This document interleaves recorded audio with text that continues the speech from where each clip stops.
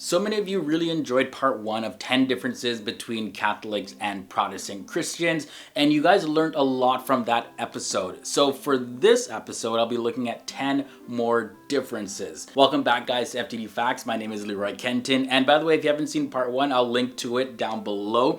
So let's take a look. Let's learn even more about Catholicism and Protestantism so we can understand them even more and also even appreciate the differences. So let's jump right in. Let's start with number 10, the name meanings. Now, I kind of mentioned a little bit about this in part 1 about Protestantism, but the term Catholic, what does that even mean? Well, it's from Greek origin, and that word katholikos, that means universal. Pregare al Signore perché ci unisca tutti.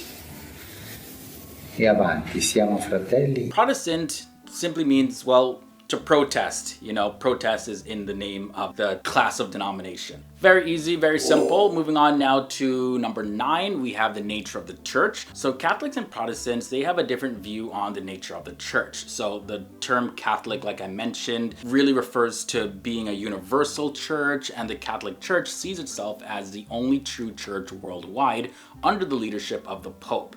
Now, in contrast, the Protestant churches, which came out of the Protestant Reformation, they're also sometimes synonymous with the term evangelical, and that means according to the gospel. And they do not make up one united church, though, like the Catholic Church does.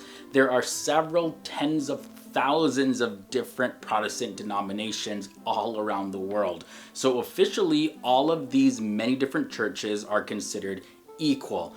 Celibacy is another difference. Now, not just in Catholicism and Protestantism, but in different religions, the concept of celibacy, which is the vow of abstaining from marriage as well as sexual relationships, pretty much all of the major world religions have some form of concept of celibacy that's taught, which is pretty much the vow from abstaining from marriage or other sexual relations. Now, in the Catholic Church, celibacy is obligatory for all priests, and it's seen as a symbol of the undivided succession of Christ. For Protestant churches, they completely disregard the whole obligation for priests to be celibate.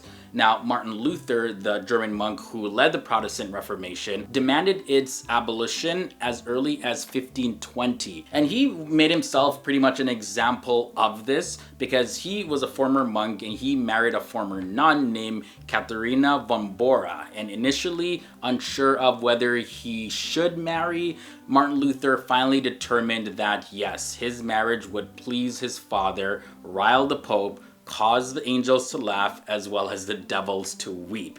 And that is not my own words, that's actually a quote.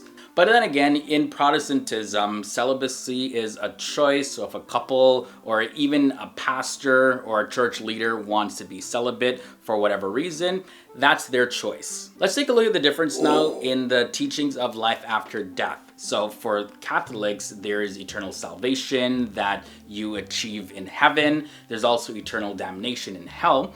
But then there's another concept. There's like a third kind of temporary state between heaven and hell, and that's known as purgatory. But for Protestants, there's no such thing as purgatory. Those who believe in Jesus as the Savior go to heaven, but those who don't and follow the works of the devil end up in hell. Also, one of the big differences is the Catholic Bible. Now, the Catholic Bible contains 73 books recognized by the Catholic Church in its canon, and the following books, Tobit, Judith, 1st and 2nd Maccabees, Wisdom, Sirach, and Baruch, those are considered to be Deuteronomical books of the Bible. Now, Catholic Bibles are said to have remained unchanged following the Protestant Reformation, and so they retained 7 books that were rejected mainly by Martin Luther. Now, its canon of its Old Testament text is larger than the translations used by Protestants.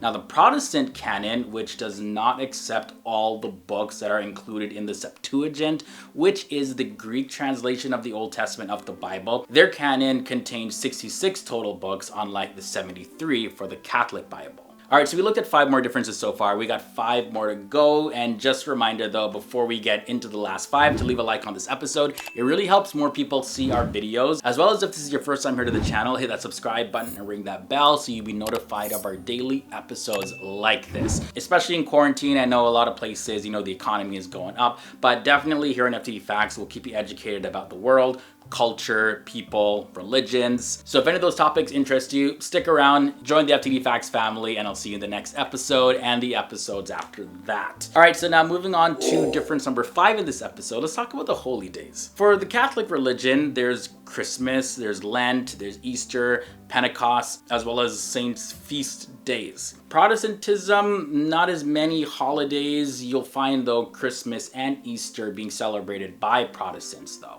There's also differences in the clergy. So like I mentioned in part 1, for the Catholic Church, there is the Pope. But following the Pope, there are cardinals, archbishops, bishops, and priests, monks, and deacons. Also, you'll find women becoming nuns as well. Now, for Protestant churches, each church is completely independent and usually headed by a pastor and elders as well as deacons. There's no office of priests or nuns or archbishops or bishops in Protestantism. Although some Protestant ministers may have the title bishop, it's not necessarily considered an official position in Protestantism.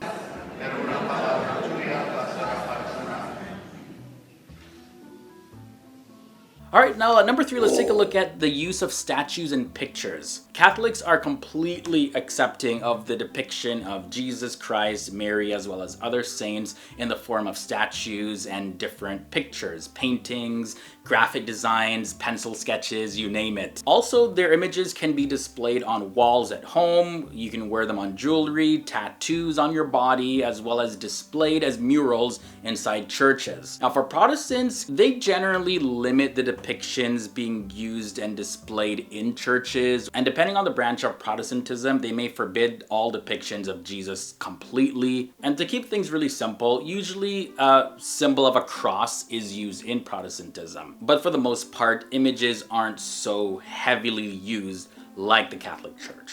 Similar to number 3, we have number 2, relics. For Protestant churches, there was no real value in relics or images, and this is because Protestants believe that individuals went to heaven through faith as well as a direct relationship with God alone. So therefore, using relics and different images, as well as conducting pilgrimages and worship of saints, as well as living a celibate life, they were seen simply as distractions to the true faith. But on the flip side though, when it comes to the Catholic Church, relics were particularly very valuable to the Catholic Church, as well as monasteries and cathedrals would allow people to come and pray to them.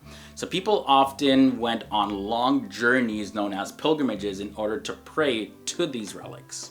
And finally, the difference at number 1 is the prominent locations. Now, according to the CIA Fact Book, as well as the Pew Research Center, the 5 countries that have the largest number of Catholics are Brazil, Mexico, the Philippines, the United States, and Italy.